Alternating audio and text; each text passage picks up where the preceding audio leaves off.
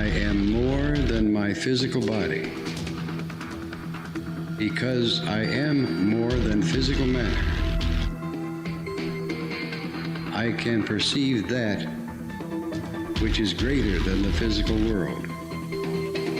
I deeply desire to expand, to experience, to know, to understand, to control, to use such greater energies and energy systems as may be beneficial and constructive to me and to those who follow me.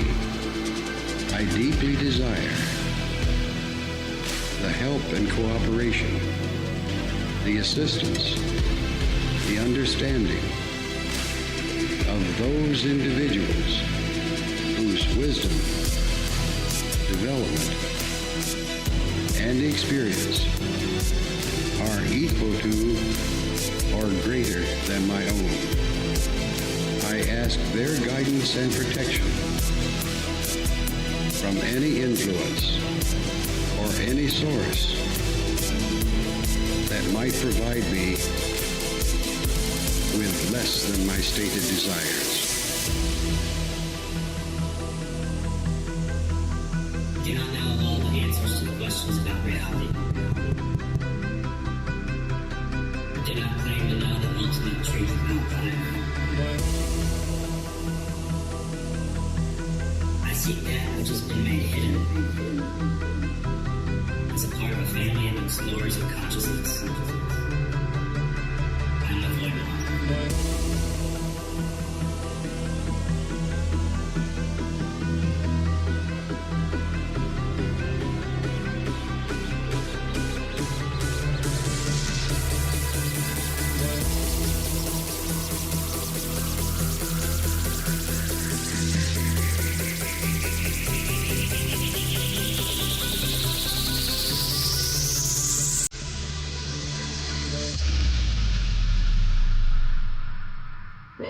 Welcome to Lighting the Void.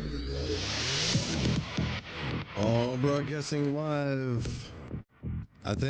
Broadcasting live from a shack on a hill in the Mossy Creek bottoms of Cane Creek, Arkansas. This is Lighting the Void Live. We're here live on the Fringe FM, KTLK Digital Broadcasting. You know what? If you've been here every night, all those that are on the radio station, we still love you. Happy Father's Day. If I missed saying Happy Father's Day to any of you fathers out there. Well, that song, man. I know that's not the original artist who did that song, but that song, man, I don't think, or the one that was on before this could ever describe the bond between a father and a son. And like, Father's Day is a big deal for me. It's a really big deal because, we didn't really have a Mother's Day here, but you know, I was raised by my dad, and I'm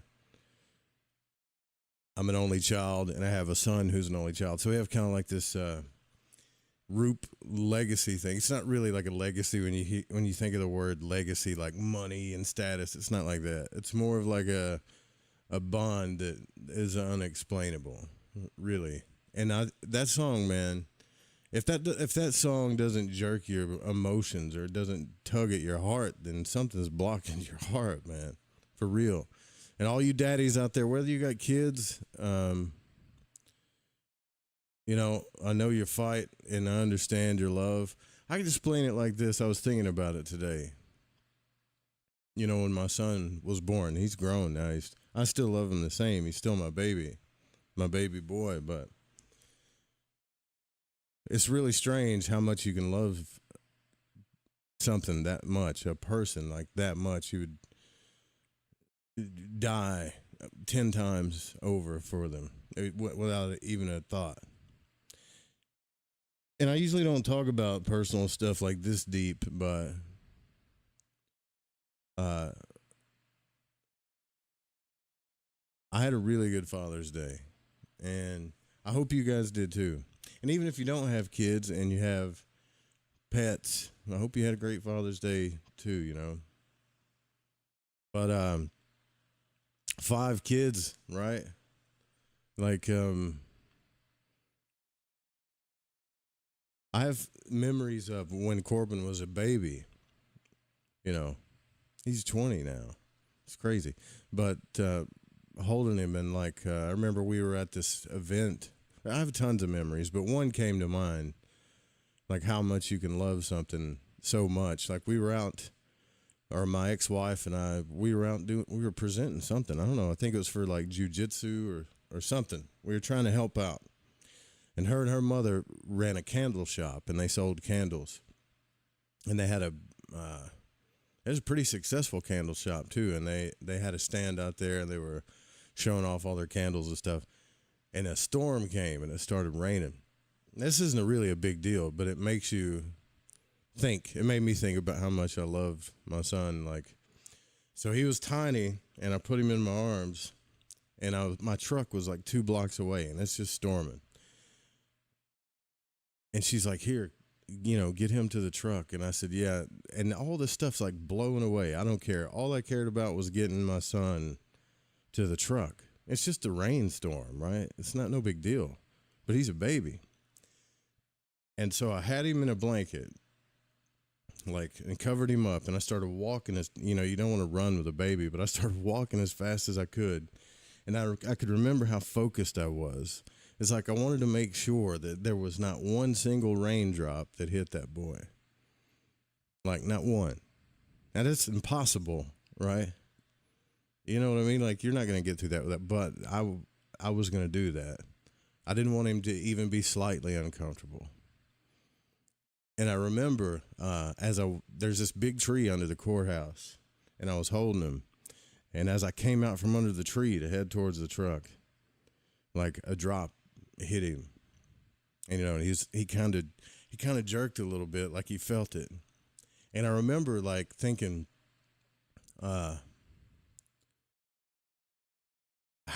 much does that uncomfort, you know, like hit me. I was like, nah. It's almost like I failed. I didn't make it. It's not like I was helping with a wound or something, you know. It's just weird how much you can love a person. And you know, he sent me a message on Father's Day that I think I needed to hear. And so for all of you fathers out there, whether you're with your children or you're not with your children or whatever, like if you're fighting a good fight, you know what I mean? If you're fighting the good battles, you know, battles of principle and all these things that you're doing to try to teach your kids a certain thing or set an example for them in a certain way, no matter what the world's throwing at you, God bless you. You know, you're an awesome person. And happy Father's Day to you. I don't know what this, anyways, enough of the sappy stuff, right? I just hope everybody had a good Father's Day. So I don't know what this red hue thing is. I'm still trying to figure out this damn backlight. If you're watching the video, whatever, man. I'm just going to be slightly red, and it's hot, so whatever. All right. Some of you guys are still waiting on shirts. Some of you are still waiting on cards. You're going to wait a while for the cards. You can ask the people that got them. The ones that are waiting on shirts, there's 3 people that are still waiting on a shirt. They're on their way right now. It's all shipped to order, man. So sometimes stuff ain't there. So I was thinking tonight I would get deeper into the mind, right? So if we're going to understand, and I want to do this in a practical way. First and foremost, I want to come from this spiritual place from a grounded point of view, and to understand like all this praxis and all this magic stuff that happens. We have to like really understand how the mind works. It's not as entertaining as, you know, aliens and magic and like the ideas of magic, but if you can understand the mind and how it works and just how deep this computer is from an occult point of view, then you can start to help you. It'll start to help you understand how all things come to be in your life. And I do mean all things. Like, I'm not one of these guys that's super crazy about what can be manifested, but I do believe, I don't think when it comes to magic, people ask, so where is the practical cutoff point? Like, if you're trying to manifest something into your life, well, you can't fly, right? There's laws of nature, sure. However, I don't think that you should limit yourself, not you or others. Either all things are possible or they're not. Now, I can't do it for you, but you have to make up your mind what that means. I'm not going to give you the whole Matrix speech or whatever, but it's kind of like knowing. You remember that. I say this all the time, but it's really important that you understand this like praxis point, okay? So in the movie, in the Matrix, if I was cool and I had the clip, I would play it, but I don't have it. When he walks into the room to meet the Oracle, which is what do we use for Oracle? Like tarot cards, astrology, psychics, things like that. Anyways, when he walks into the room to meet the Oracle, she says, don't worry about the vase, right? And he says, what vase? And he turns around and hits it. And she says, that vase. And he goes, how did you know I was going to do that? And she said, oh, well, what'll really bake your noodle is, would you have broken it if I wouldn't have said anything? So that's the first hint in that movie to this like praxis world. And then, he ends up being the one in the movie. But when he first goes in there, she tells him that he's not. And the only reason why he's not is it's not that he consciously doesn't believe he's the one or that she sees that he's not the one. It's that the Oracle or the spirit can see through symbolism and what's going on deep down into the core of your beliefs. And if you don't truly believe and know what you're capable of, I'm not talking about consciously, I'm not talking about, I'm just saying it, but it's not embedded into your core like I know it so much that I breathe and I live, that kind of knowing, then you're not the one. So you have to come to that kind of knowing. So how can you do that when, number one, your programming is so deep and embedded into you that you can't just switch it on, right? You can't. It's not just a switch. And second, what did she mean by, would you have broken the vase if I hadn't have said anything? So this this is what I want people to pay attention to, because a lot of times when people get involved with magic and the occult, including myself, I've done this countless times, things start to manifest for you and the ego will rise at a pace so fast that when you have to confront the threshold or the fears or the doubts or things like that are on the threshold of you discovering this self about you, that if you don't understand this kind of praxis world and what's going on psychologically as well, it needs to be understood psychologically, that you could fold. And let me tell you, a lot of people want to listen to the best magicians in the world and the best out-of-body people, and that's great. I understand that's who you're going to learn from. But I'm telling you from experience, I've been on both ends of the spectrum, right? Like where the threshold is caved in my life because of me, right? And also where things have manifested so fast and so perfect that there's, and so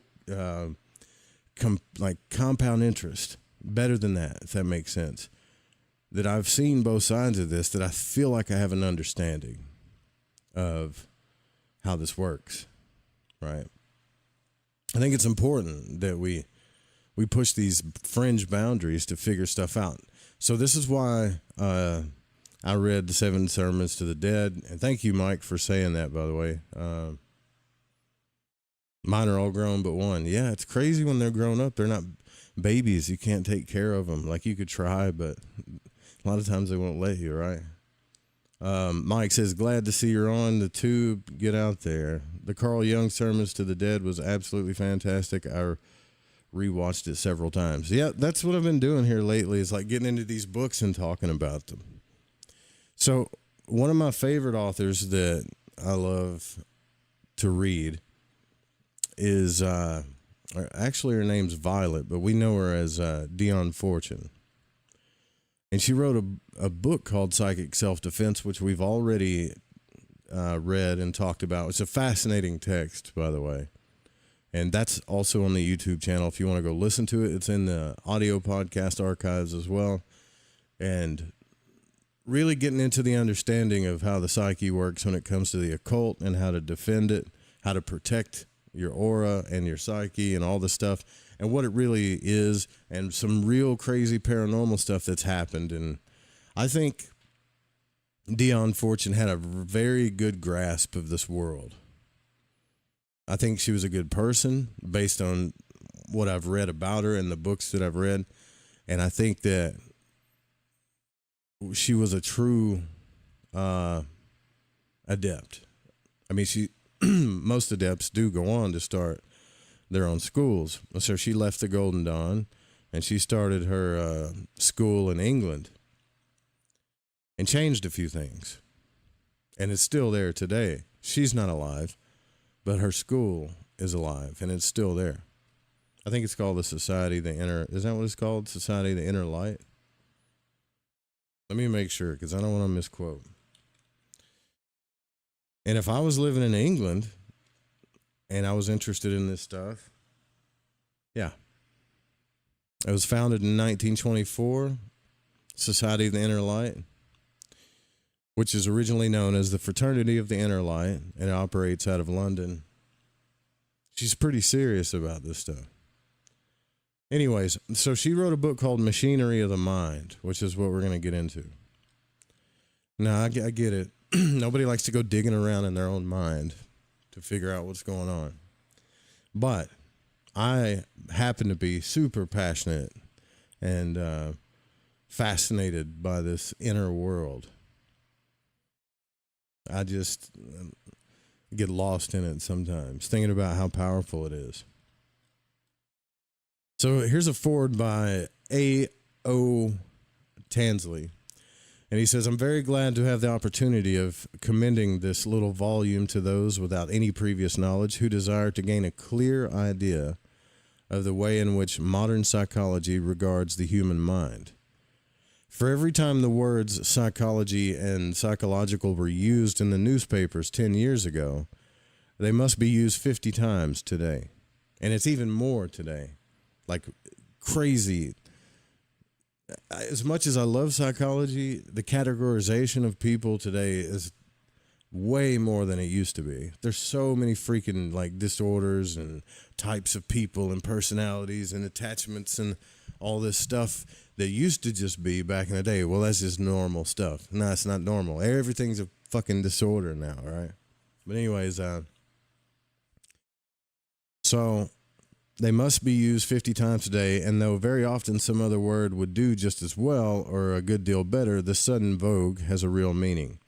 The public has become aware of the existence of psychology, and people are beginning to realize that the human mind, the instrument by which we know and think and feel and strive, must itself be studied for its own sake if we are to gain a deeper understanding and a greater control of human life.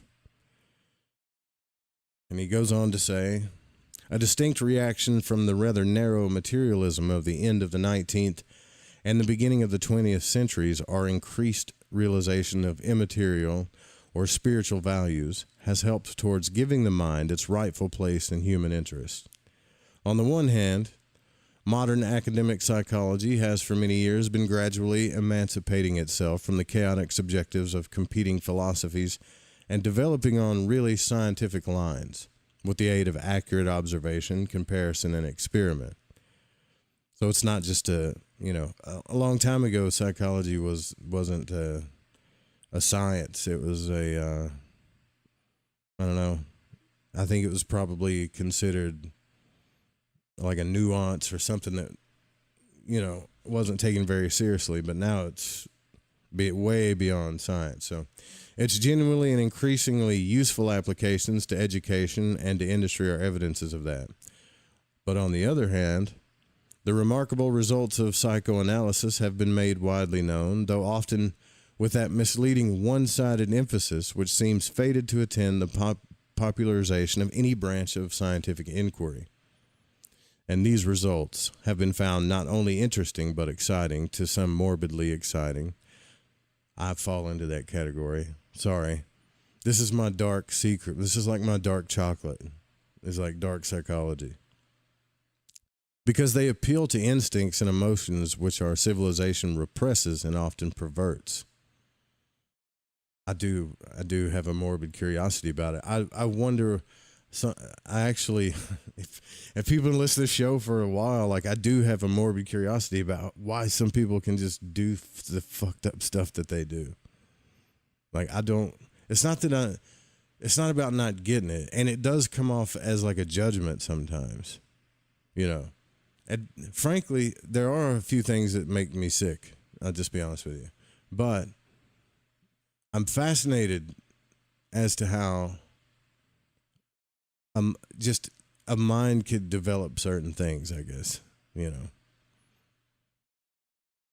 Psychoanalysis has indeed become a fashionable craze, and as such has doubtless done a certain amount of harm and has met with a good deal of opprobrium from the serious-minded. But psychoanalysis has come to stay, because however much it may be misused by the ignorant, the unbalanced, and half-educated, it is both a sound technique of research and a sound therapeutic method, and it certainly has a most important contribution to make the psychology of the future.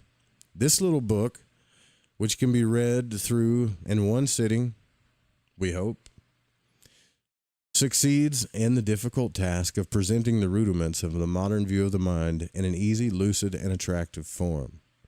Though I may not agree with every sentence she has written, Miss Firth's development of the subject and of its very intimate connection with human life and human troubles seems to me not only substantially sound and accurate, but essentially sane and well-balanced. Well, to me, he's describing Dion Fortune there. She seems sane for the most part in all her books. Her explanation of the different levels of the mind and of the sensors by the metaphor of the tank and the sieves is particularly ingenious and helpful. The book will certainly succeed, to use the author's words, in planting certain fundamental concepts in untrained minds so that they may serve as a basis for future studies. If it were me, I'm just saying, if it were me, can I see a interview Frank Castle? Yeah, we can have Frank back on. You want to talk about Space Jesus some more? I love that dude. He's been on the show like 5-6 times. 7 maybe. But we'll have him back on. But if you're going to like practice stuff in the occult world, right? If you're going to be drawing circles, doing ceremonies, like things like that. If you're going to do that, I think, in my opinion, I wouldn't be saying this to you if I didn't believe it. The one thing that a lot of people left out, even though it was recommended by a lot of the authors, yet no one gave you any direction. I'm telling you now, like this book right here would be a good book to read or keep if you decide to go down this path. So you don't psychologically slip like I did a few times, where you start thinking, well, let's just put it to you this way. You can get a megalomania kind of thing. Not an asshole kind of thing, but where you start to believe that you're above, not people.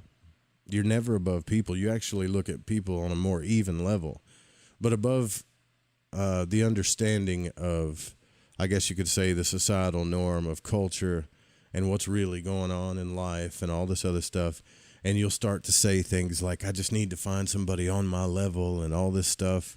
And yet, the more times you get kicked around in this world, especially if you're void walking and doing spiritual stuff, you'll realize that everybody is on your level. They're just in different spaces.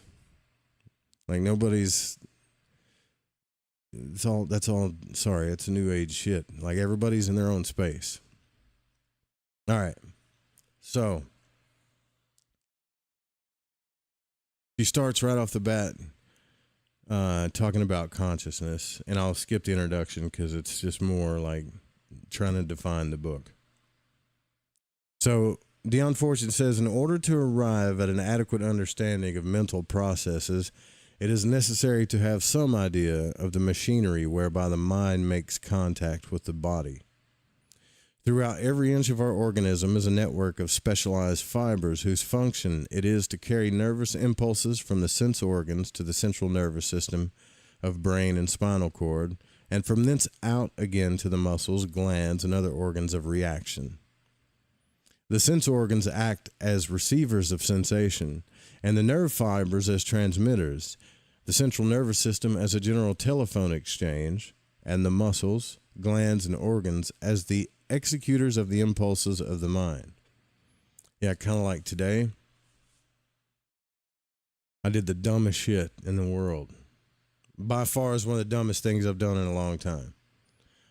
I had these chickens come out over sometimes. Actually, they come here every freaking morning and just bark. They wake me up until I feed them. There used to be one, and now there's two, right? And then they lay eggs in hidden places, and then I get to go find them. It's real fun. Yeah. Anyways, so today they come out, and I feed them, and I'm just standing there, and I instantly start feeling just like pin nails, bang, bang, bang, bang, like all around my legs. I'm like, what the hell? And like she's talking about, I jump out of my skin and then about 10 foot over to the right and realize that I'm standing directly on top of a brand new nest of fire ants. I don't understand why these sumbitches exist. Like their purpose, why they're not dead or in hell, but they're here.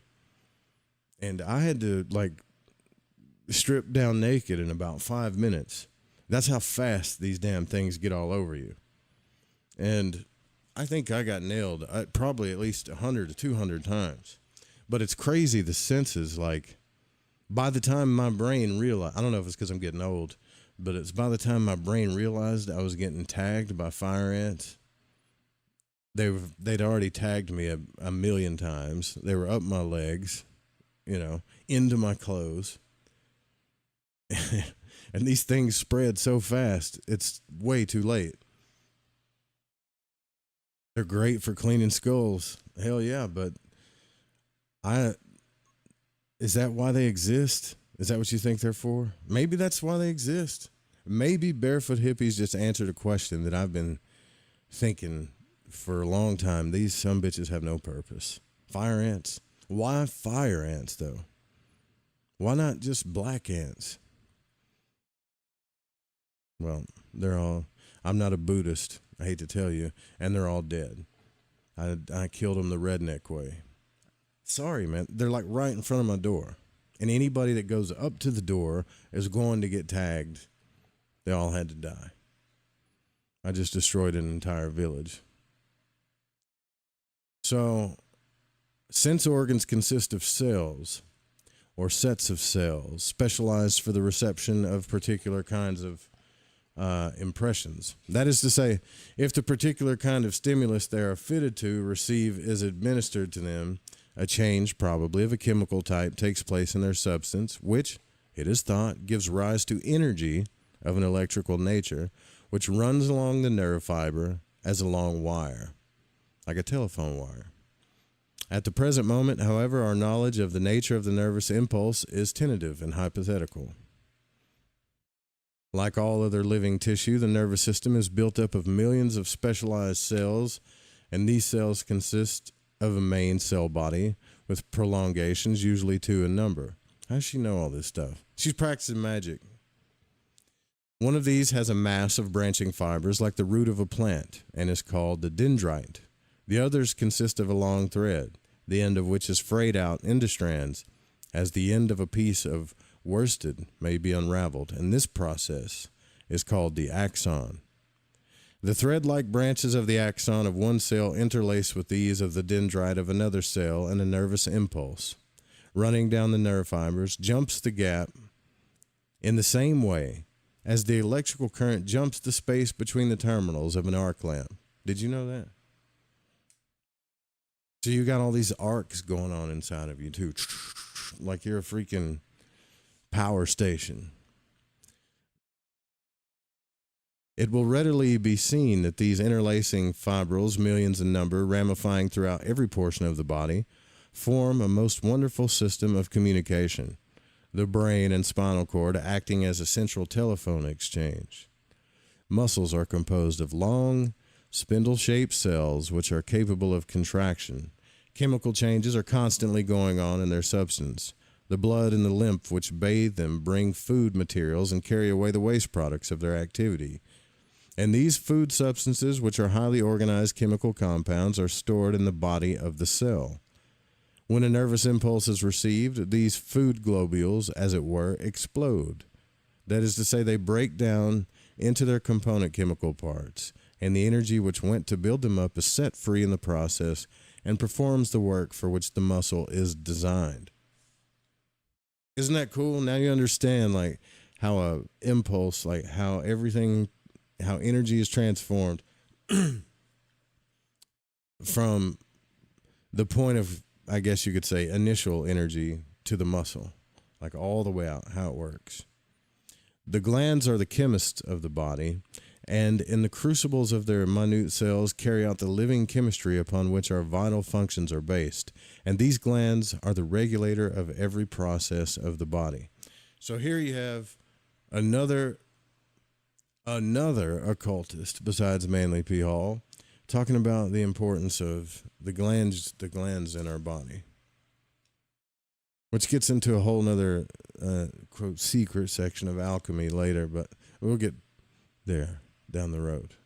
Because remember, you're the laboratory. Not, even though it's cool to see nature work in the laboratory when you're doing certain things, and there's different forms of alchemy, but it's all alchemy. That's all I'm going to say about that. So the easiest way to grasp the organization of our complex nervous structure is to study its evolution from its humble beginnings in the simplest forms of life. In single cell animalcule, the most primitive type of living creature, a single cell performs all the functions of life. It moves, breathes, assimilates, excretes, and feels. With the development of multicellular organisms, however, different cells are given different works to do and made to do that and nothing else. It then becomes necessary that coordination should be maintained between the sense organs that perceive the prey and the muscles that move to its capture. And for this purpose, other cells are used to specialize in communication. Thus, it will be seen that the functional unit of the nervous system is not the nerve cell, but what is called the sensory motor arc, consisting of a nerve carrying the incoming sensation from a sense organ and making contact with another nerve, which carries the outgoing impulse to a muscle organ. Just like when an ant bites your ass, right? And then it goes up through the muscles to the brain and back to the muscle, and you go, oh, I'm getting bit 1,000 times.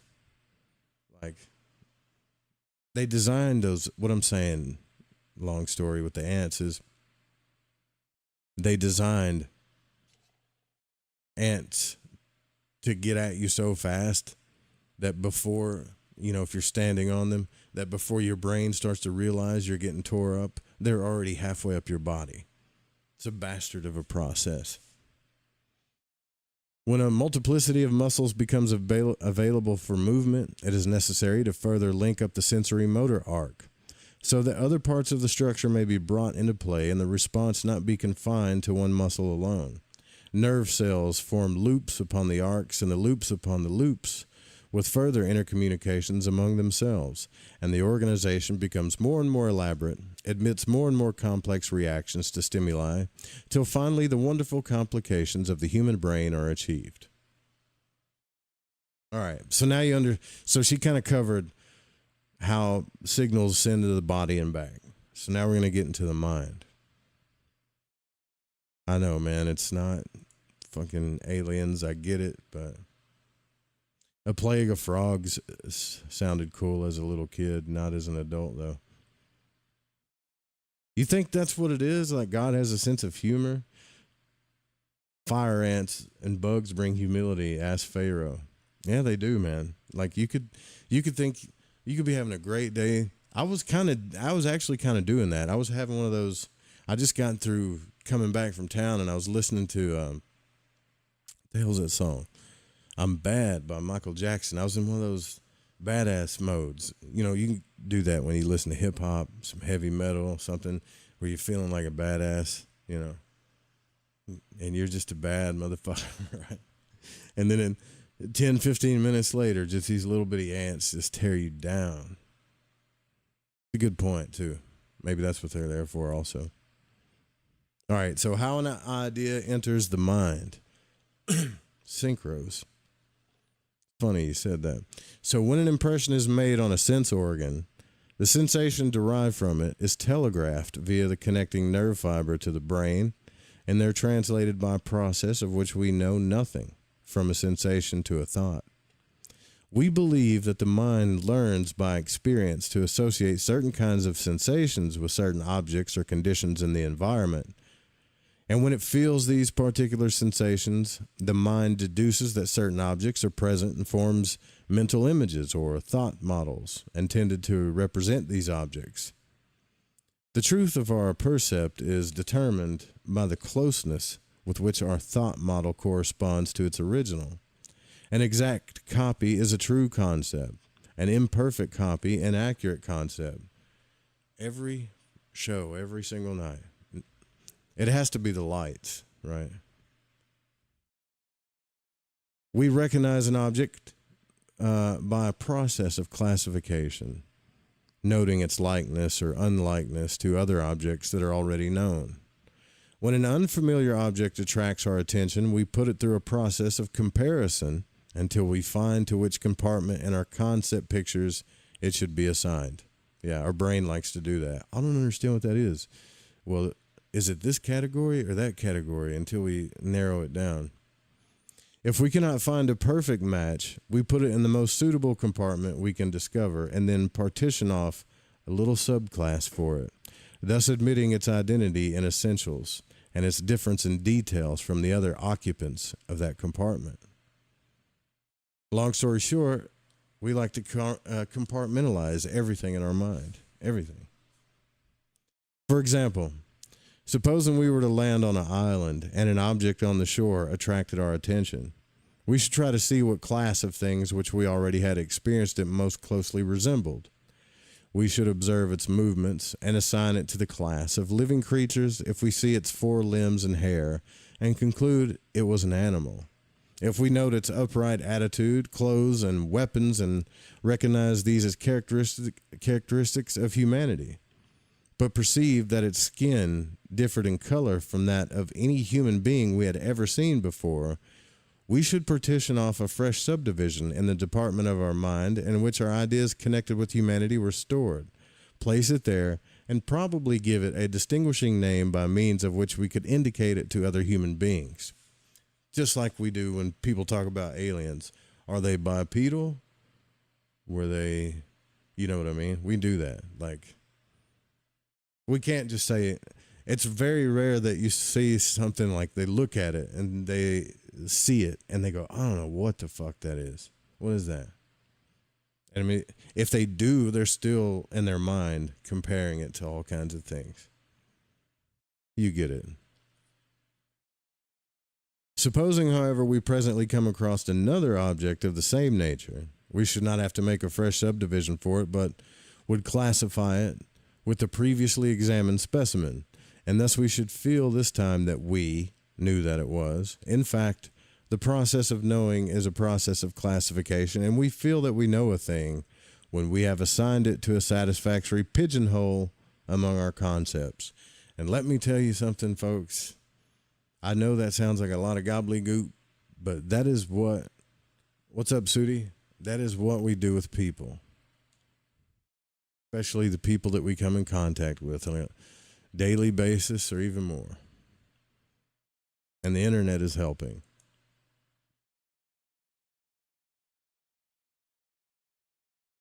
I can never understand how people have got so much figured out about people, men, women, relationships, all the shit that you see on YouTube, and yet every single individual out there is so complex, energetically, psychologically, biologically, so unique, more unique than a snowflake, and yet everything is like, I don't know, men are this, women are that, this job's this, or this is kind of that. It's like I honestly think it's,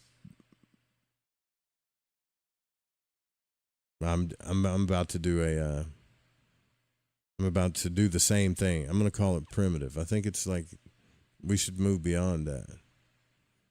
We'll get there. Those untrained in psychology generally conceive of the mind as a homogeneous whole. Our first systematic examination reveals to us, however, that the mind is just as organic as the body. The organization of the mind may be best realized by thinking of it as a tank across which at different heights are placed sieves of varying coarseness of mesh. We must conceive of the mind as being composed of certain layers, and the layer in which our conscious life has its most permanent focus we will consider to be the outermost layer, the name, the focus of consciousness. So the outer layer of the onion, let's just say, is the focus of consciousness, what we're focusing on. Immediately behind the focus of consciousness lies the level which psychologists call the fringe. You like that word? The fringe of consciousness. And the two are divided from one another by a sieve-like mechanism which is technically called a sensor. The understanding of these two levels of the mind may be rendered clear if we next consider the uses to which they are put.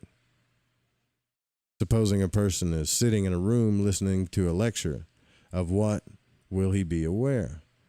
His attention will firstly concentrate upon the lecture, and secondly, he will be dimly conscious of the sounds made by the traffic in the street outside. But by an effort of will, he will pay attention to those ideas only which are connected with the lecture, and exclude from consciousness those which are connected with the street traffic. It's just like when you're talking to somebody, there's people having a million conversations around you, but your outer layer or your focus consciousness is on that conversation. So your ears and your sensories tune into that, and everything else sounds like whoa, Charlie Brown shit, right? But if you directed your focus, you could tune you could tune this one out and start listening to that one. But you can't do it all at once. Not on the outer layer. You have to focus on something. Duh, right? Or to express the process in psychological terms, we may say that all the ideas connected with the lecture are admitted to the focus of consciousness, and all the ideas connected with the street noises are kept in the fringe of consciousness, and that the sensor sieve is so adjusted that ideas in the fringe may not intrude upon the focus. Its meshes may be conceived as being of such a size that only the compact little ideas appertaining to the lecture can pass through them, and the undefined ideas connected with the street traffic are held back. It will readily be seen that our powers of concentration depend upon the satisfactory functioning of this psychic sieve. The more we can bring the adjustment of its meshes under voluntary control, the better will be our powers of concentration, whereas if its mesh be loose or faulty and we have acquired little or no control over it, we shall find that we are unable to hold our mind to any consecutive train of thought, and that our focus of consciousness is constantly liable to be invaded by ideas alien to the matter to which we wish to pay attention. Do you think that I'm just curious as to what you guys think. I ought to poll this, but do you think that we focus better now as humans than before? Like, I've gotten different answers from certain people. I just don't. There's so much shit coming in, and everybody's got ADD and popping Adderall. Like, I think we're in trouble. These two levels, the focus and fringe consciousness, together comprise what is known as the conscious mind. This is part of the mind which most truly seems to be ourself. It is a section of the mind in which we carry on all our conscious mental activities, but it is by no means the whole of the mental house. Immediately behind the fringe of consciousness comes the level of the mind which is known as the foreconscious, preconscious, and many other things according to the school of psychology whose doctrines are adhered to. If, however, its function be understood, it will be readily enough recognized through the disguise of the varied nomenclature which unfortunately complicates the study of psychology. Well, try not to complicate things, Dion Fortune, if you can for us. So in this level of the mind are stored all the ideas which we hold in memory, but are not actually thinking about. It may, in fact, be defined as the level of conscious memory, and just as the focus is separated from the fringe of consciousness by an adjustable sensor sieve, so an exactly similar sieve interposes between the fringe of consciousness and the foreconscious and works upon exactly the same principles. So now we're at a third layer. So you've got your focus, you've got the outside noise, right, like the fringe consciousness, and then you've got the foreconscious, which is these memories behind all this stuff based on your experiences or whatever, just memories that are like little sitting programs behind these two levels. Thus, the student listening to the lecture could adjust the second sieve so as to allow everything that he had ever learned that had any bearing upon the subject in hand to rise into the focus of consciousness and help him to understand the lecture. You guys with me so far? This is why when we have conversations, and I do this too, like I'm always analyzing people. I can't help it, right?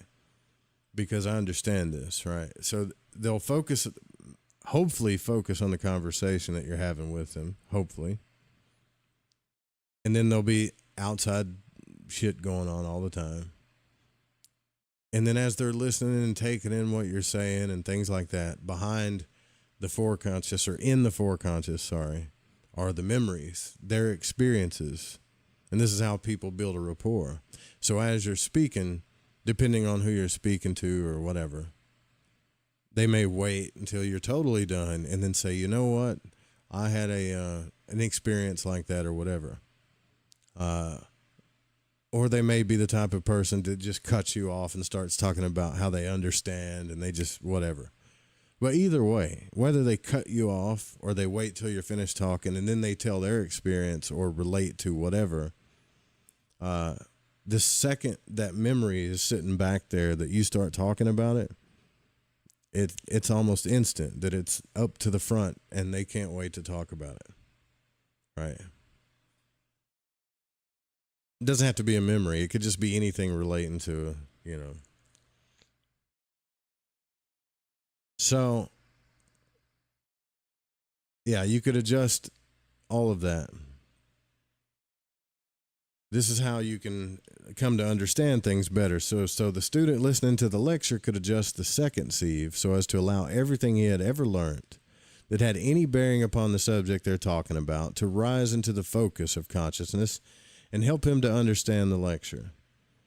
It is this faculty which is of such great importance in determining the organization of the mind, for the previously determined ideas rising through the sieves alongside the fresh concepts offered for consideration serve as standards of value and form a running commentary upon the lecture. So just like if I'm giving you a lecture on, or if I'm giving you a lecture on the elements or whatever, there's probably shit that's happened in your life or whatever that you can add to the conversation, or that is something fundamentally the same but not called the elements that you understand, or whatever it is that you relate to it about, that's stored in your brain. The moment I speak about it, it's going to come to that. It's going to move up. It's like little programs that get ready to be explored, or maybe looked at and passed upon. But either way, it helps you understand, at least you think it does, a little bit more. Think about, I know this is a kind of a complicated subject, but think about dream interpretations, right? Like a lot of times, and this is a trippy damn thing that happens, we think we understand what the dream is trying to tell us, right? But a lot of times when we're writing in our journal and we're telling ourselves, okay, I think this is what the dream means or whatever, it was not as focused as a lecture because it's a little bit more chaotic. But that third part, that understanding that you're relating to, is still there. And you think those things you're writing down is what it means. But as you go through this process of transformation, if you're doing it and dream journaling, deeper things about you and the mind begin to unfold, right? And this is where it becomes fascinating. It really does. What's up, PK? It says, they say Carlos Castaneda's missing ladies who vanished without a trace were said to have gone to another dimension planet to live as ants. No shit, really? I didn't know that. Hell, that could be true too, But the foreconscious, the fringe conscious, the focus conscious, what you're focused on, the fringe consciousness, everything that's outside of what you're focused on, and the foreconscious, the little things and memories and all the stuff you've learned in your life experience that you can relate to that help you understand stuff behind that. These three levels together, the focus, the fringe, and the foreconscious, form the level of the mind to which we have access and of which we can make sense, but we must note this point in connection with these levels, that any idea which we may wish to consider must be stated in the strong light of the focus of consciousness before we can see it clearly. We cannot consider an idea if it is still in the foreconscious, but we can, at will, take it out of the foreconscious and place it in the focus of consciousness for our consideration. Kind of obvious, right? Indeed, these three levels of the mind may be likened to a kitchen. The foreconscious being the cupboard, the fringe of the consciousness is the table, and the focus of the consciousness, the mixing basin. And the ideas from the three levels may be represented by the ingredients of the pudding, some of which are put away in the cupboard, some lie ready to the hand upon the table, and others are actually in the mixing basin being stirred. It's kind of a weird analogy. Like, I got the one before that, but the whole cooking thing, if you cook, you understand that. Like, I don't really cook. So those on the table, like the ideas in the fringe of consciousness, lie ready to the cook's hand, but she's not dealing with them at the moment. Those in the cupboard, or the foreconsciousness, are out of sight, but she knows they're there and can get them if she wants them. But it is only those that are in the basin, the focus of consciousness, that she is actually at work upon. To the average man, these three levels constitute all there is of his mind. He has no conception of the strange hinterland lying behind the narrow strip of civilized coast. Yet it is here that the springs of his being take their rise, and it is the discovery and exploration of this hinterland. You like that word she used? The deeper depths of the mind, the hinterland, which has been the great contribution of modern psychology to the sum of human knowledge.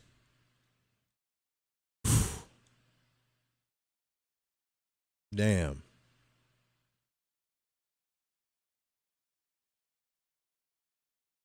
How the hell did I skip something here? Did I?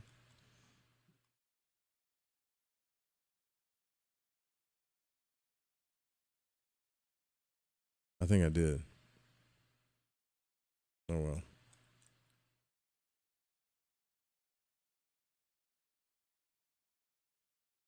No, I didn't. I can't. You know how many chapters we just read? I didn't even know. 5. We read 5 chapters, I think. I just looked down and realized that. No, 4 chapters. Holy shit. All right. So, we have to do the radio station. Radio station stuff is up next. But I'll open up the phones too. Like, if you got a better analogy of this, call in. I mean, I think it's cool the way she's explaining it. It because, like, if you're gonna do like astral travel stuff, ceremony, hypnotism, I don't know, dream interpretation, psychology, whatever you're doing, just understanding your own mind better and how it's working all the time is such a big help. It'll help you with others too. What I have an issue with, and what I've always had an issue with, is like 42 years old, and I've still isolated myself because of this. Like, when I see patterns in other people that they don't see, and I'm sure you've done this before too, like it gets to where you want other people to be aware of this stuff, right? Because it's cool. And that's what relationships are about. If transformation through loneliness was meant to happen, nature would have put you on a planet by yourself with nothing or nobody to talk to, and you would have dealt it out that way. Nature didn't do that. Nature put all these other people around you so that you can consider the deeper aspects of yourself. I know that sounds crazy, but that's what it does. Not just your mind, but your soul and who you are. Through all the shit that you go through. Because just those 3 layers of the mind that she's talking about are pretty much everything that consists of you consciously. But other people can see things about you that you may not see. And even if it's just, what I'm saying is, it's cool if you come into contact with someone else that understands this concept, and then like you don't have a super complicated conversation, but you can help each other transform, friends, family, partners, whatever, if they understand this thing and they care about it, and they care about the cause and effect of what that's doing to other people, whatever. It's called empathy, short-term empathy, connection, that kind of thing. Or just, I just get frustrated with it and get pissed off and blow up when stupid shit happens. Like, there's a game going on behind the scenes of somebody's mind, and I don't care if they're aware they're playing it or even if they are. It's either 1, they think I'm dumb enough to play it, or 2, they're too dumb to see it, and then I lose my shit like an asshole. Not all the time, but it has to cross a certain disrespected boundary before I lose my shit. And I'm trying to, it's probably an Aries thing, but I've learned to balance it out over time. I'm not near as poppy as I used to be. I know, you wouldn't have thought that, right? What is the name of this book? That's probably something I should have said. It's called, The Machinery of the Mind by Dion Fortune. You know Dion Fortune. You love Dion Fortune, Bryce, right? Don't you? Hope so. All right. 3 minutes here. Grab a drink. We might get through this one before the night's over. I think we will.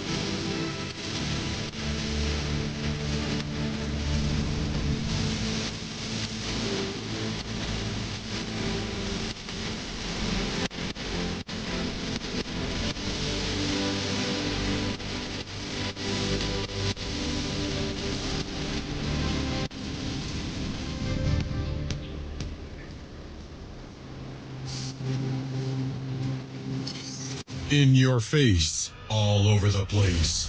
We're online 24/7. 24/7. You're listening to the hottest internet station. This is Dave Cruz, host of Beyond the Strange, and you're listening to The Fringe FM.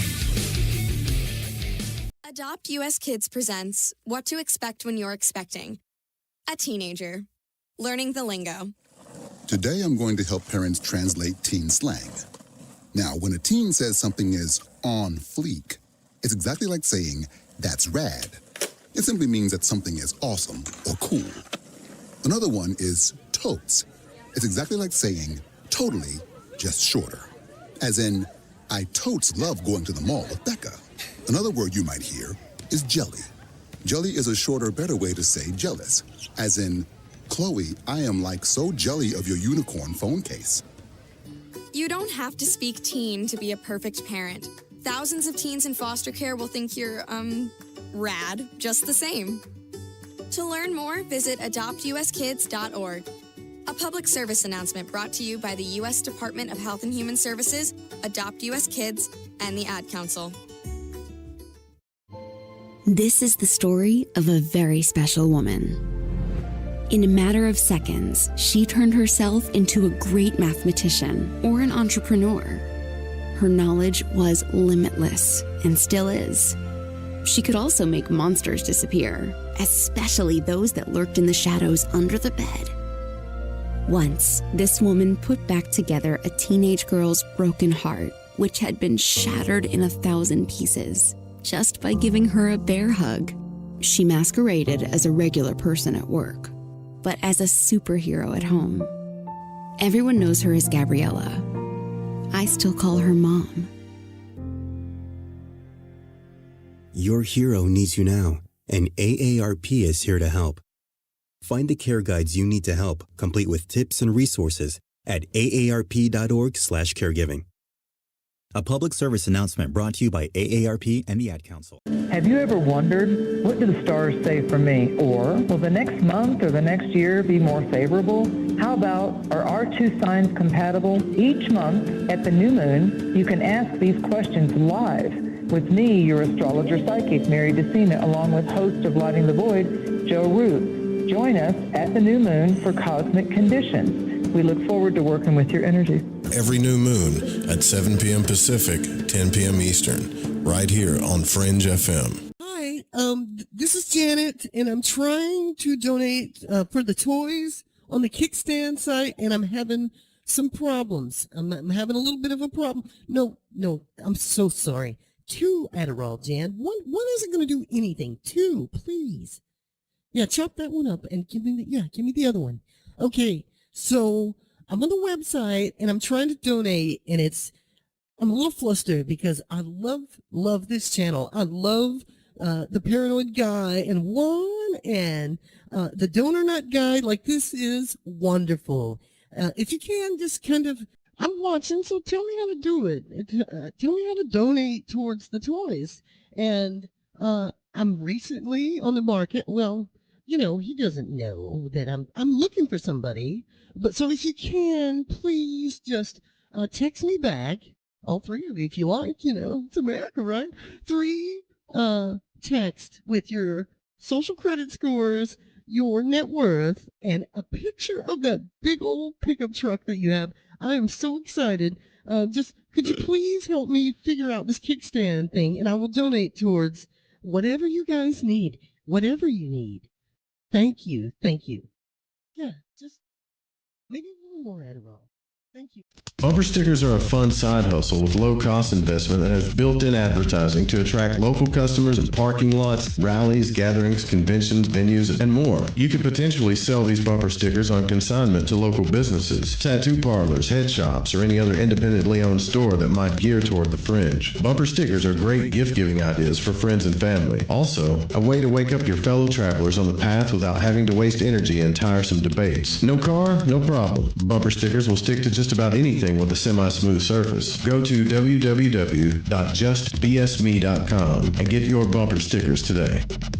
So, you love talk radio? Then you'll love TalkStreamLive.com. TalkStream Live is always on, 24/7 with the best streaming talk shows. Find your favorite talkers and discover some new ones. It's free, readily available online or on mobile with any smartphone or tablet. Finding your favorite talk shows all in one place has gotten a whole lot easier. Just go to TalkStreamLive.com. Be sure to download the free apps from Google Play or the iTunes App Store. Broadcasting from Forest Tower Studios, all the way from the Deep South. Now, here is your host, Joe Root. You're listening to Lighting the Void Radio.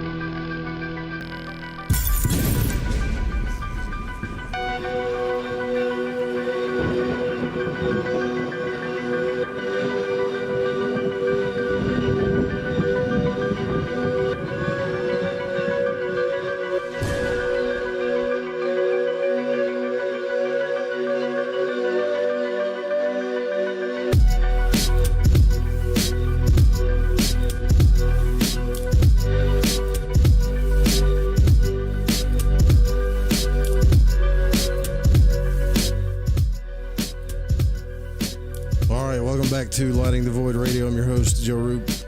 Live here on the Fringe FM. We're reading The Machinery of the Mind by Dion Fortune. It's fun. So we're about to get into the deeper realms of the mind. We've already, hopefully we understand. You know, I was thinking too, I do some pretty dumb stuff, right? Like, I was listening to the sponsors,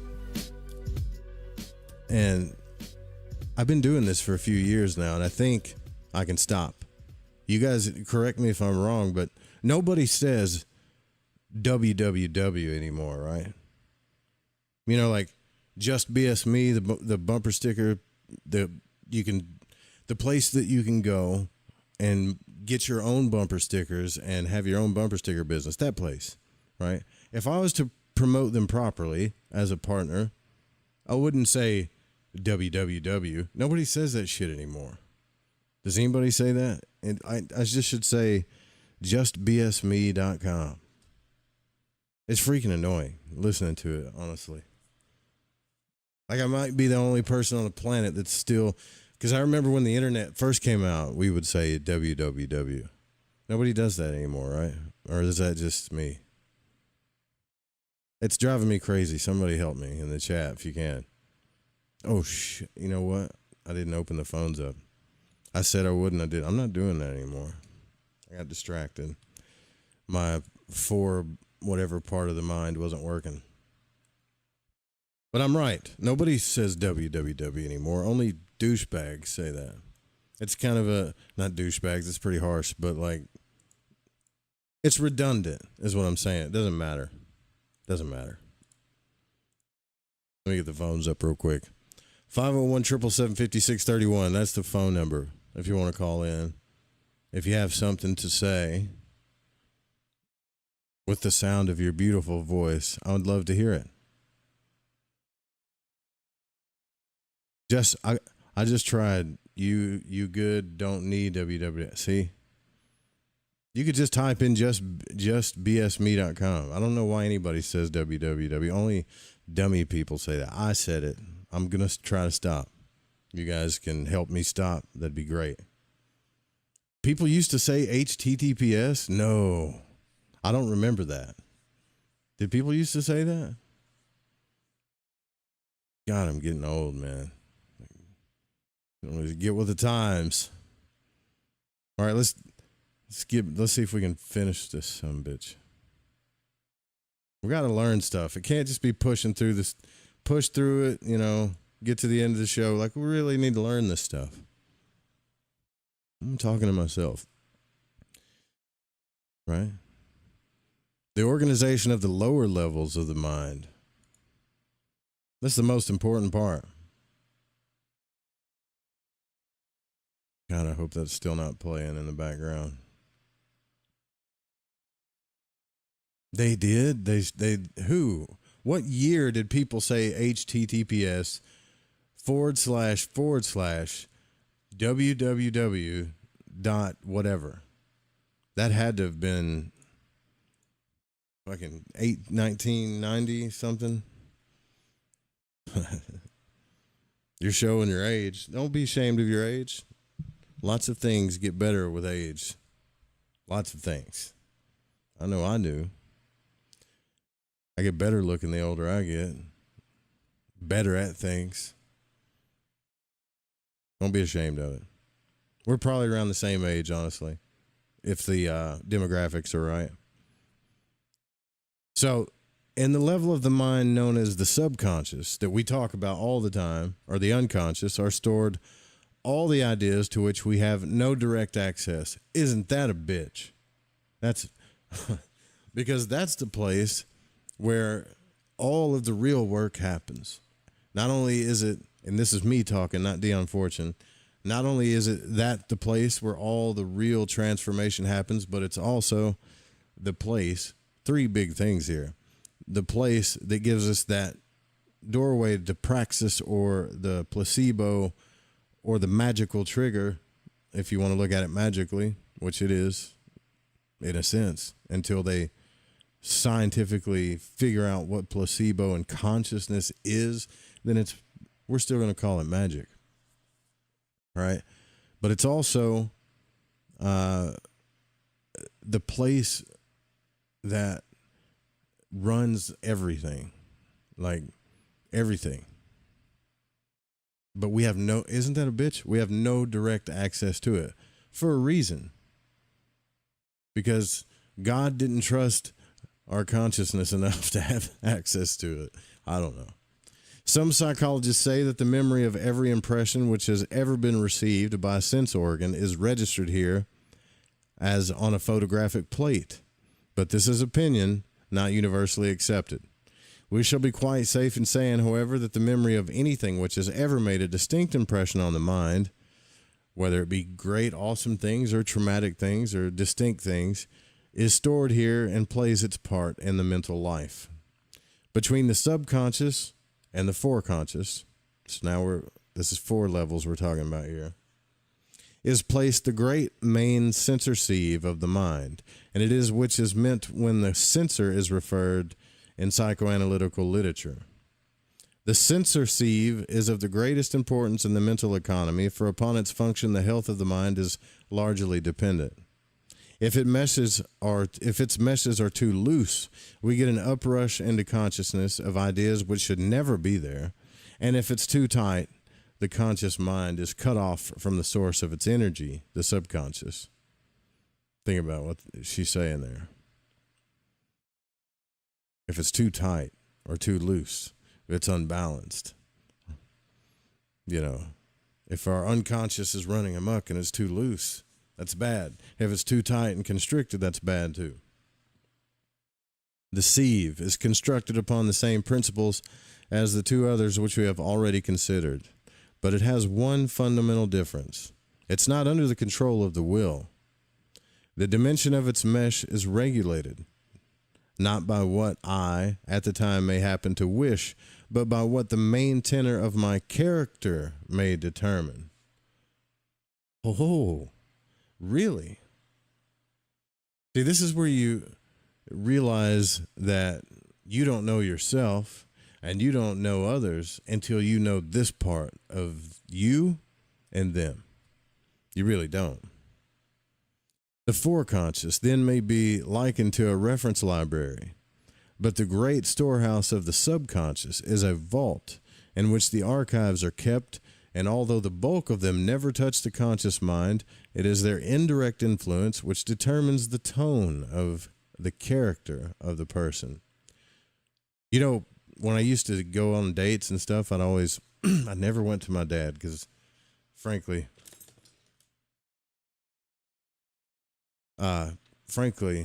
he has a poor opinion about most of the women. But my uncle raised 4 girls and had been married his whole life. So I figured if I'm going to get advice, I'd get advice from him. I didn't really have anybody to go to other than my grandmother. My grandmother was just always like, who gives a shit? Just do your thing, and if they love you, they love you. She comes from a simpler time, Don't think their type of relationships would have even existed in these days, but it'd be nice if they did, but they don't.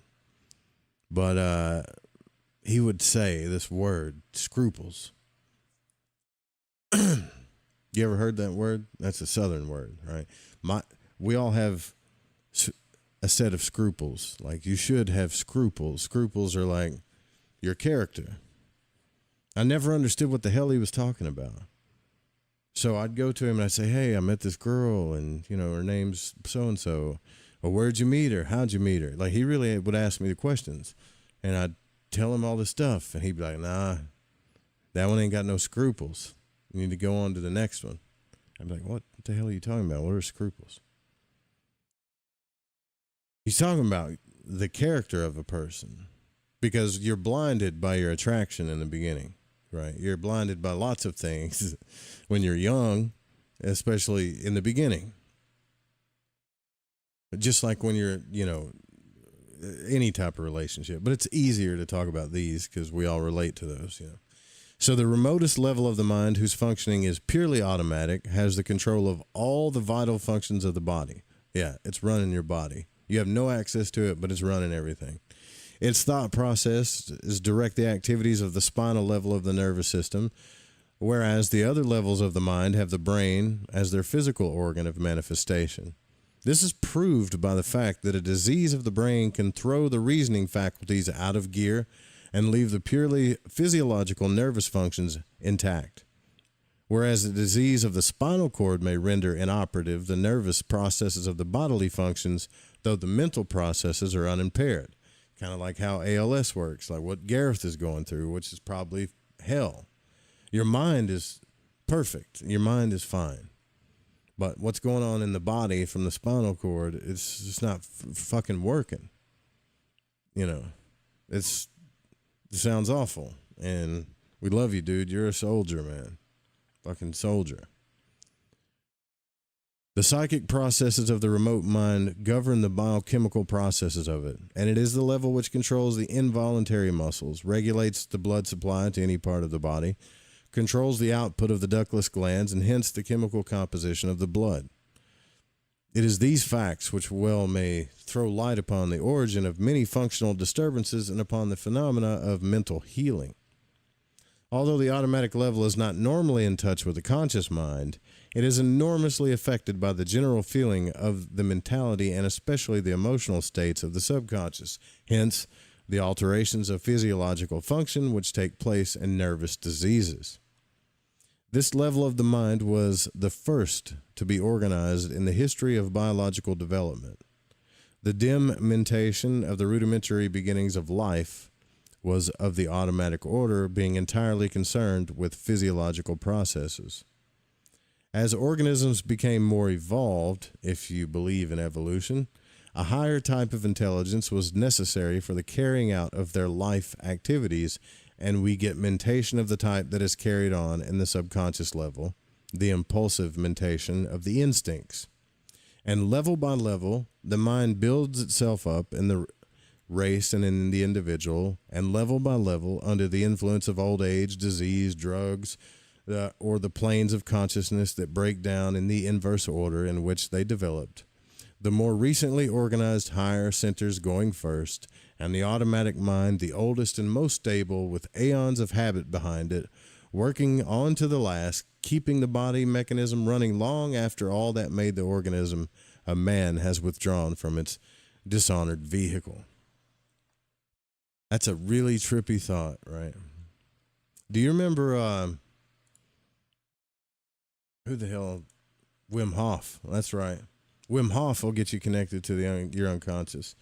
But do you remember Manly P. Hall talking about, I think he's spoken like analogies a lot of times. So he said man is an inverted seed, right? And it left from the mind, or I think he even said brain.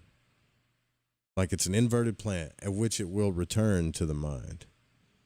So whatever this world of the unconscious, where it exists, that praxis place, wherever that exists, That's where we're going to return to, probably before we leave this place. Okay. Maybe. All right, complexes. So having studied the levels into which the mind is divided, we must next consider the nature of the material that is stored in them. And to do this, we must study the workings of memory. All right, so before we do this, I wish, like, we understand these 4 levels, hopefully. We have our consciousness that is focusing on something, the fringe consciousness, the shit that's happening around you that you're kind of aware of, and you only let in certain things, like when you see people distracted, but they kind of focus on what they're focusing on. They're letting something in either because they have ADD or it pertains to them, whatever. So you have focus, you have the surrounding fringe consciousness, then you have the foreconscious, which is basically you and all your life experiences and memories and everything that can relate or rapport or whatever to what's going on you're focused on, or compares, whatever it does, it judges, whatever you want to call it. And then you have the unconscious, which is even deeper, that we have supposedly have no direct access to, but it's pretty much running every fucking thing that we do. It's very deep. And this is why when you hear people get upset, they're like, people don't change. Well, it's in their nature not to change. You understand? It's only when it's only when a person reaches a certain level of awareness does the change happen, if they even will it to change. This will all come into magic eventually. So, having studied the levels, blah, blah, blah, when an idea enters the mind, it does not remain an independent unit for very long. It seems to be a fundamental characteristic of ideas that form alliances among themselves, and these groups of ideas are technically known as complexes, which we all have, whether you like it or not. A complex may be compared to the branching growth of a pond weed. It has a central starting point from which ramify threads that divide and subdivide and branch in every direction, and connect it with other systems of ideas that have similar branching threads. Thus, it is that if an idea on any subject enters our consciousness, we find that it is not an isolated unit, but one end of a chain which branches into all sorts of side issues. We have not touched a single line of thought, but a whole railway system. That's what we're doing here. So these systems of ideas spread and ramify through all levels of the mind. But if we trace them far enough, we shall invariably find that they have their roots in one of the great primal instincts deep down in the subconscious.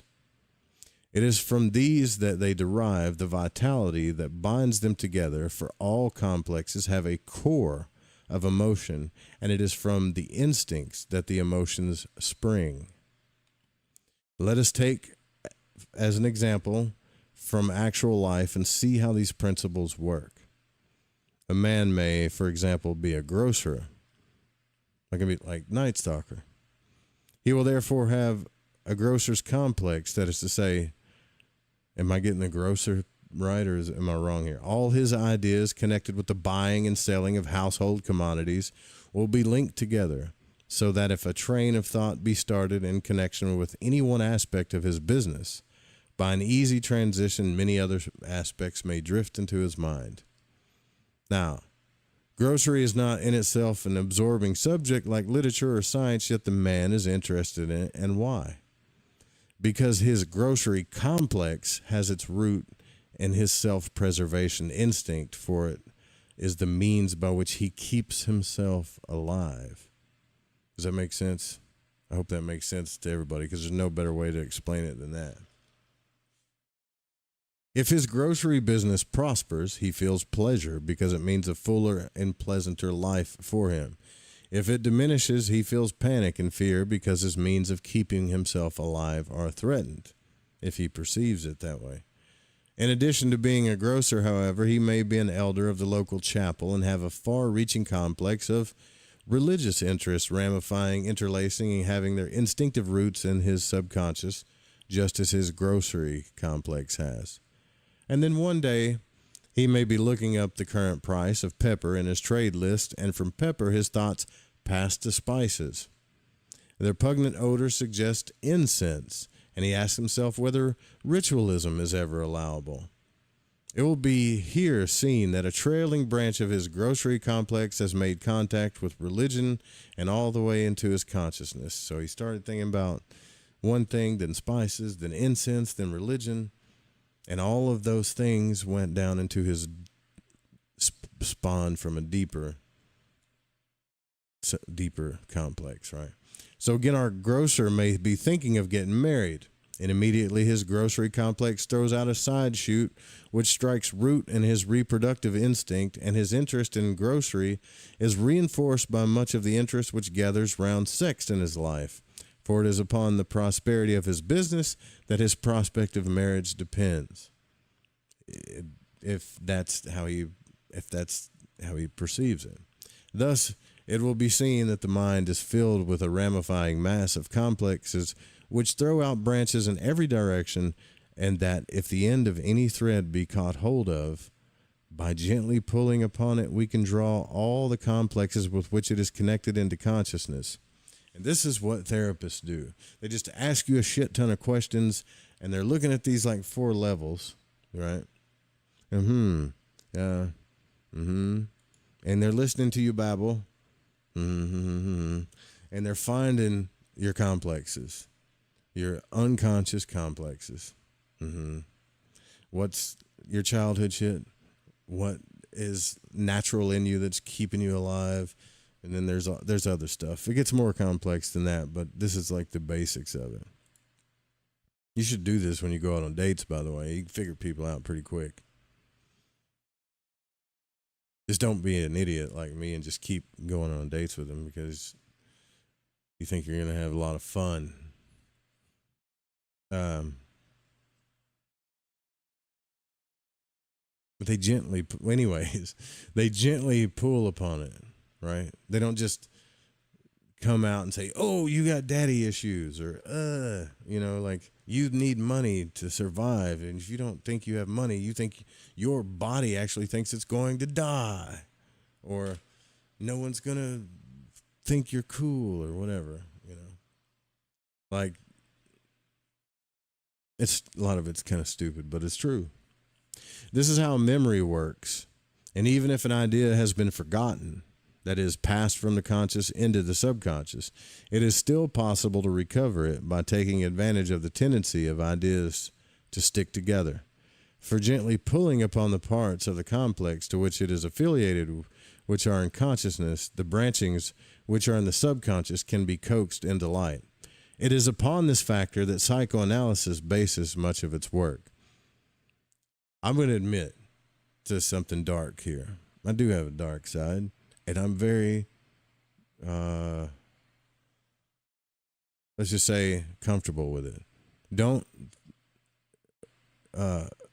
take that wrong. I'm not saying I love my dark side and it's awesome, but what I'm saying is I told you guys I have a kind of a manipulative side about me where I'll give you an example, okay? So one time I was trying to figure out if this person was like a certain way, let's just say. And instead of just asking them or being abrupt, I gently pulled upon it. I was dating this girl one time, and I wanted to figure out just how materialistic she was, how superficial she was, because I'm totally the opposite of that. I like cool shit. I like pleasure. I like things. I like all this stuff, but I'm not like it doesn't center around the core of like what my scruples about relationships are about. You could build all that shit up, tear it away. It's just things to me, right? But I wanted to find out how important it was. You understand? And so psychologists will do this too. They may just bullshit with you, but it's kind of hard to pull upon strings gently. Sometimes you have to be manipulative, and therapists are. I'm just going to tell you they are. Not all of them, but most of them are. But I did this. I said, man, you know what? If I was a girl, I would have all kinds of stuff. And I was just playfully joking around, trying to be serious. I'm like, sometimes I wish I was born a woman, And they was like, why? And I said, well, because, you know, like, I can pretty much get what I want. You know why? I mean, I'd take it. I mean, you know, as long as it's not hurting anybody. And I was just joking about it. And they kind of snapped. They're like, well, you know, it's not that easy. And I was like, oh, damn. So there was you see what I mean? Like, there's something there. Like, there's an anger there from survival. It's not that easy. Like, as soon as that happened, I saw this core part of them that kind of wishes that they could be that way. That I wish I could just lay down and do my thing and then have someone take care of me. It would make life so much easier. Like, in their heart, they would probably do it. And I wasn't judging it. It just didn't line up with me, right? It's like they wanted to be taken care of materially. And because they couldn't do it easily by doing what I was joking about, it jerked a reaction, like it triggered a reaction out of them. So I, went down the 4 layers. I'm like, oh, okay. So you want to be taken care of materially. And then if you look into their family, that's pretty much what it's all about. Money and status and stuff like that. And this is not a thing where you look at it towards like, ew, right? If you're brought up into that and the core of you literally believes like, we're going to hell in a handbasket if we don't have these things or if we don't appear this way, then the very nature of their survival instinct is wrapped around it.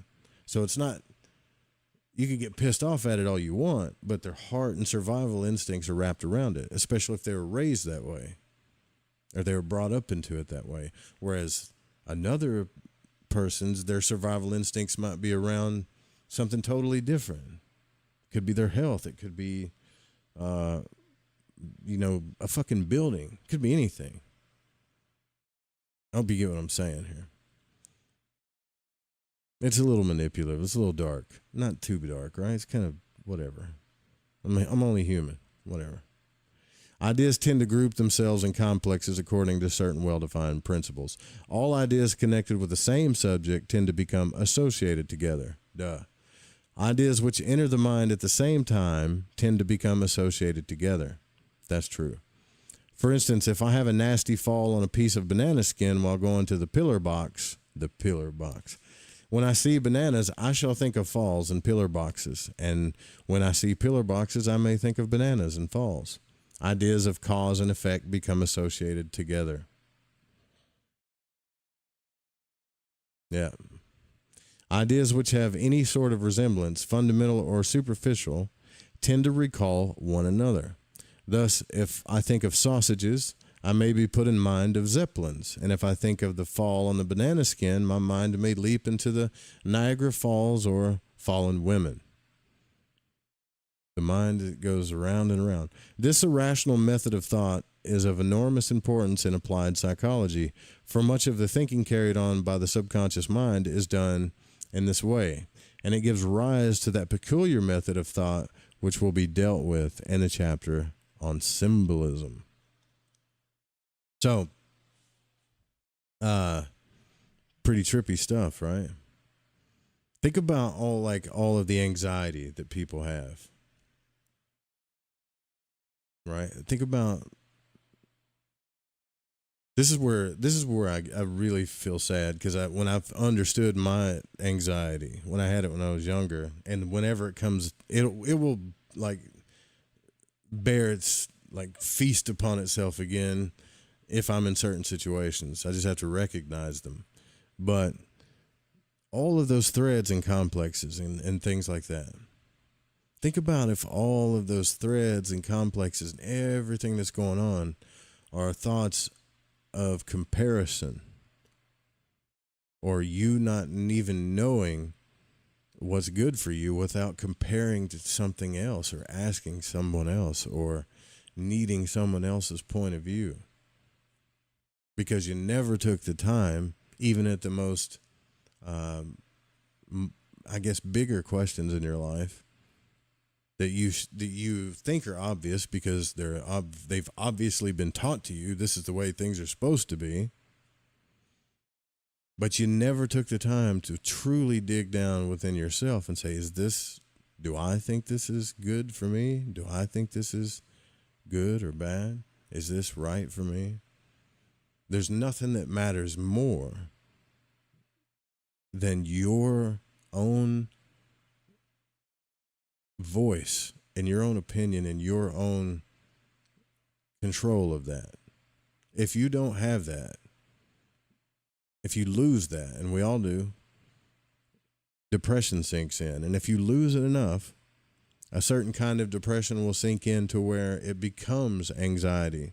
And then if it loses itself even more, you'll start having panic attacks, and you won't know why, because those panic attacks are coming from the roots of your unconscious, because all those threads have all these little thoughts of comparison and who should I be and why should I be, and no matter how many times you say, fuck it, I don't give a damn what anybody thinks, but deep down you do, you realize that you have to take some time to reset the mind and really start over. No matter if you got to do it 2 or 3 times in your life, it's better to do that than just keep all of those threads of comparison, right?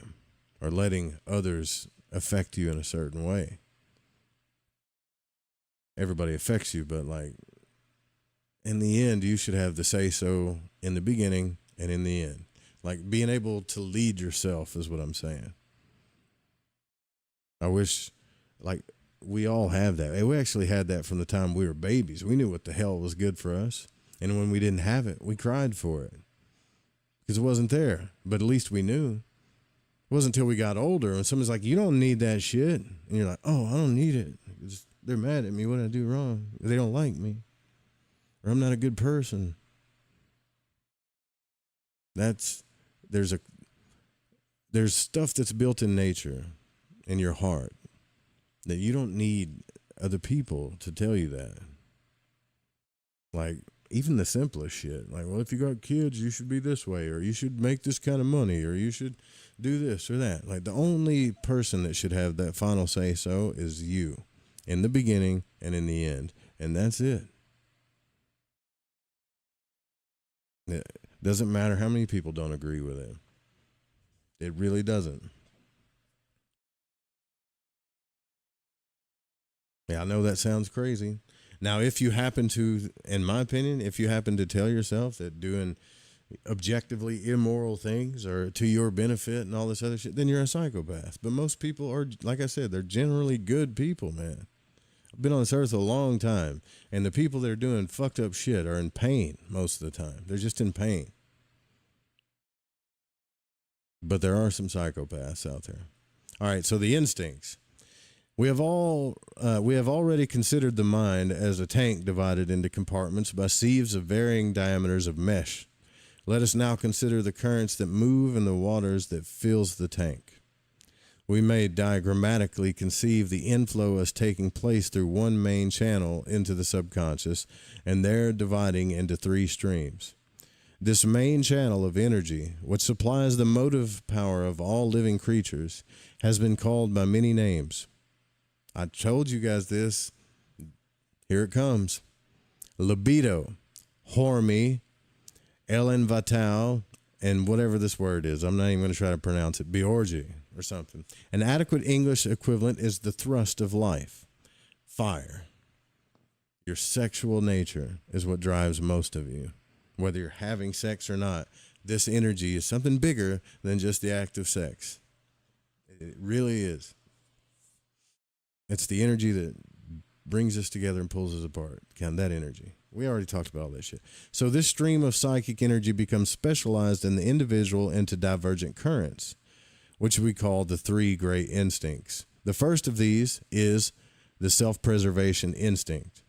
Under this heading may be gathered up all the activities which are motivated by 1, the will to live or self-maintenance, and 2, the will to live more fully or self-aggrandizement. The second great instinct is that of reproduction or sex. See, the will to live life. Stay alive. Take care of yourself so you stay alive. Try to. The will to live more fully. Reproduction. 3 biggest motivators. Whose function, if you don't believe me, just watch every fucking TV show there is. And then analyze every TV show you ever watched. And book and everything. So the second great instinct is that of reproduction or sex, whose function is to secure the race preservation. Through this channel tends to go the surplus of energy left over after the demands of self-maintenance have fulfilled. The third great instinct is social or herd instinct, by which term we designate that system of innate tendencies and capacities which enable us to cooperate with our fellows and lead a social life, with all its advantages and disadvantages.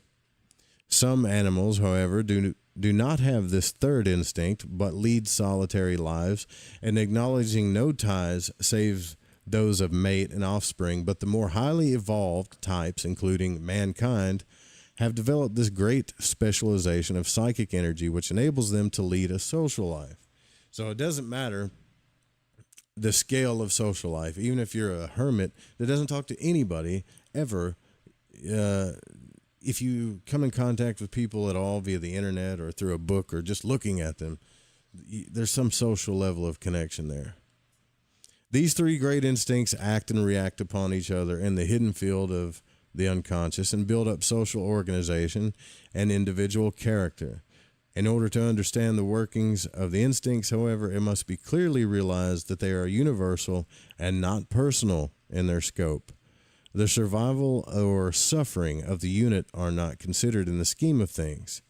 It is the race that counts.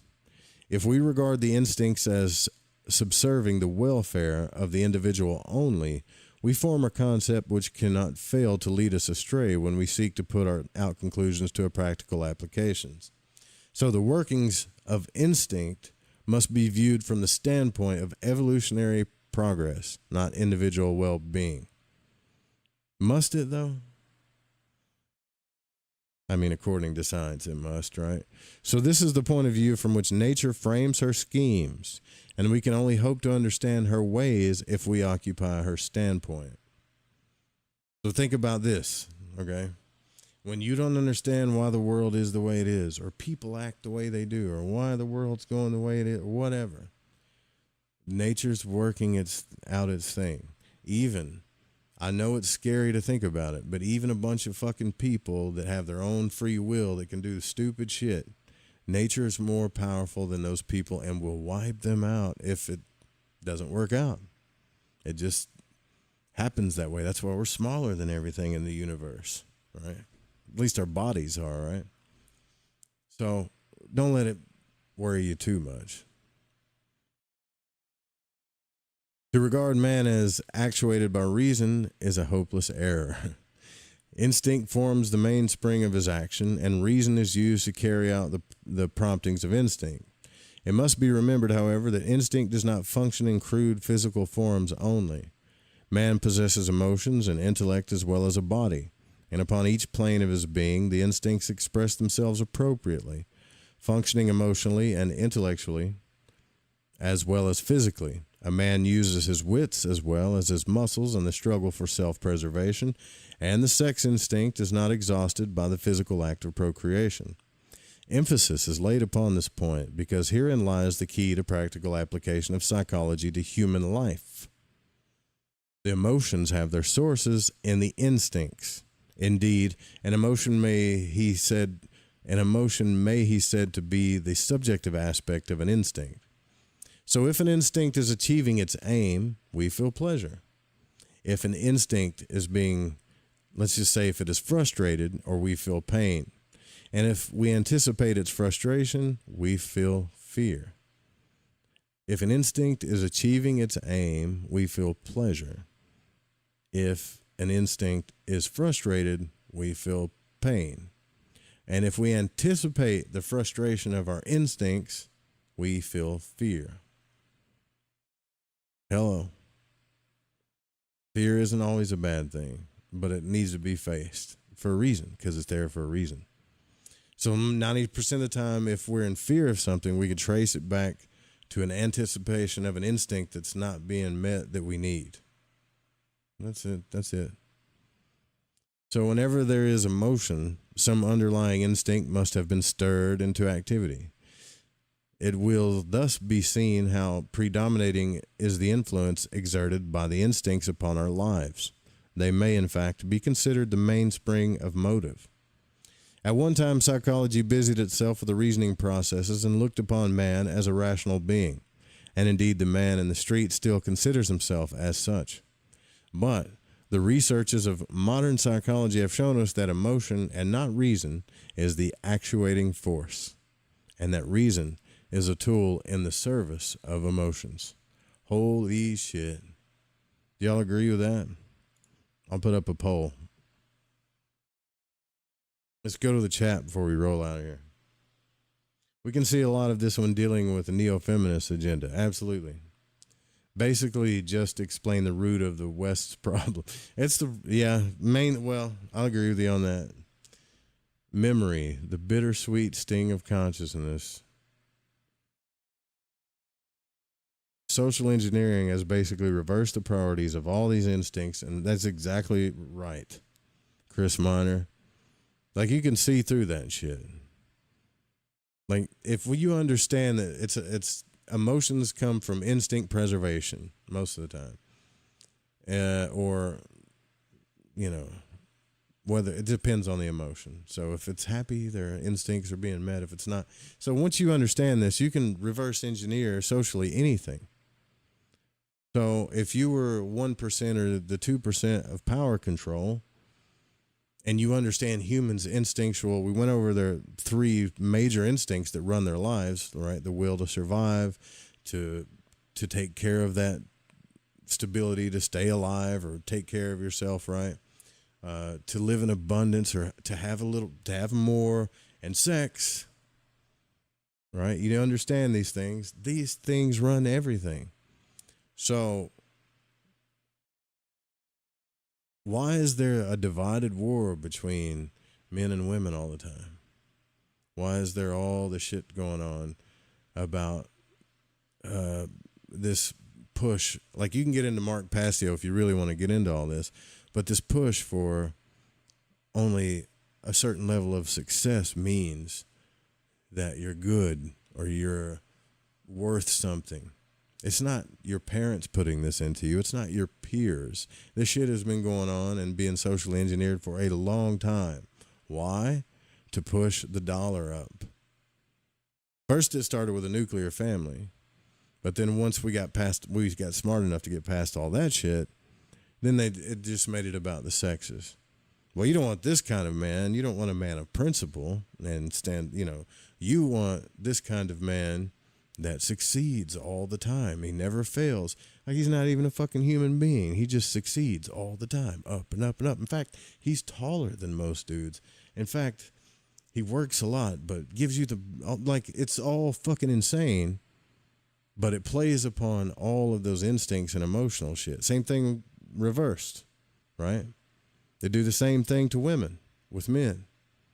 You want this type of woman, and she has to be perfect and like, all this shit. Like, just look into it. Trust me. And if you follow the money, you'll see that this whole thing isn't really about tearing relationships apart or tearing people apart. It's about building the economy so the power structures keep us all stupid. That's what it's for.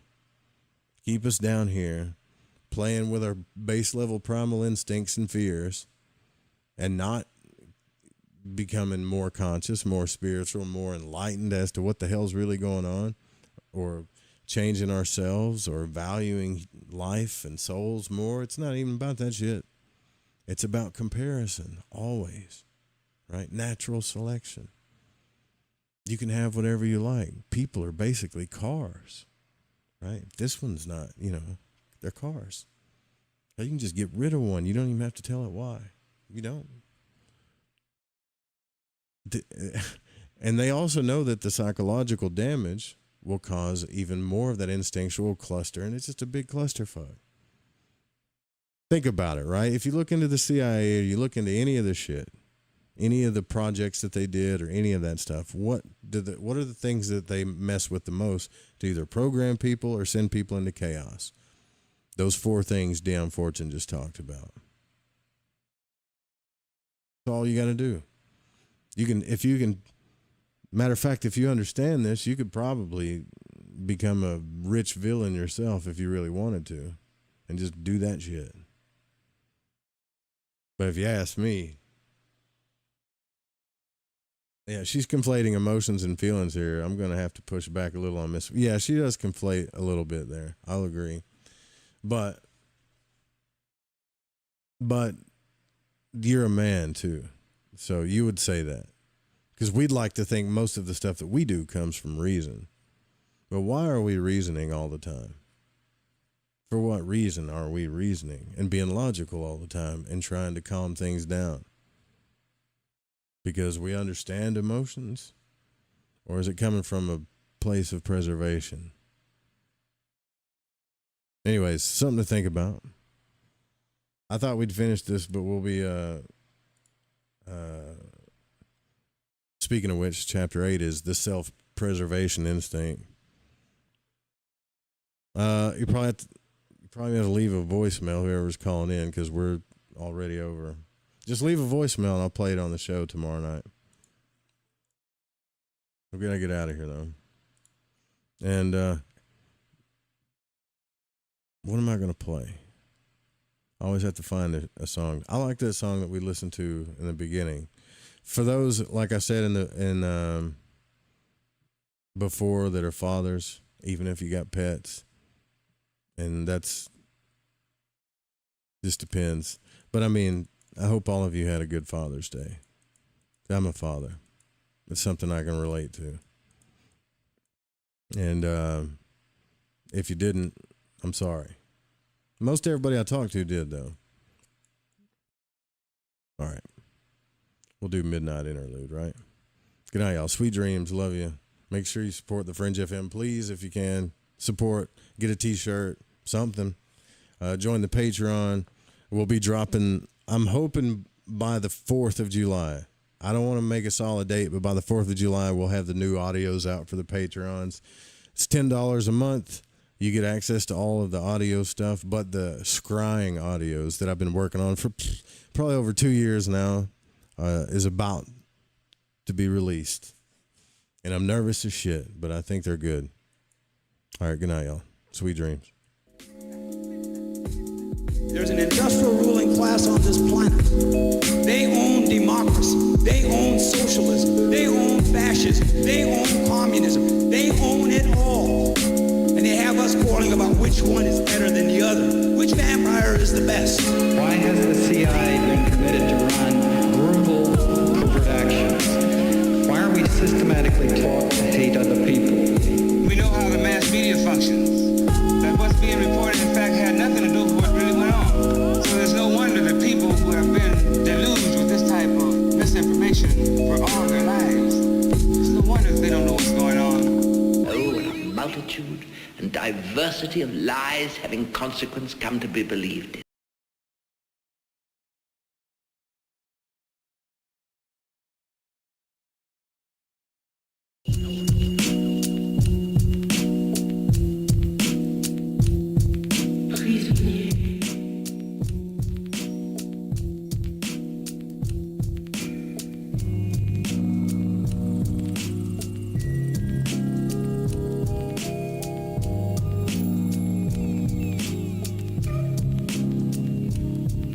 I was sitting in a room that looked out onto a garden, and the stillness filled me.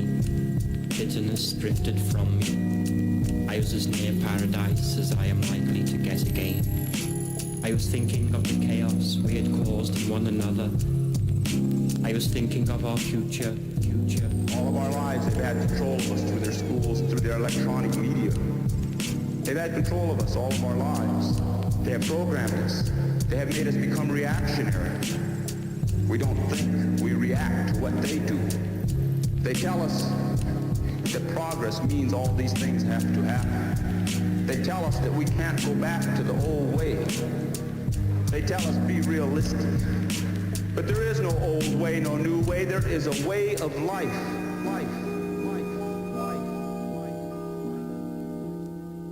If there's anything that the predator class fears, it's a clear-thinking human being.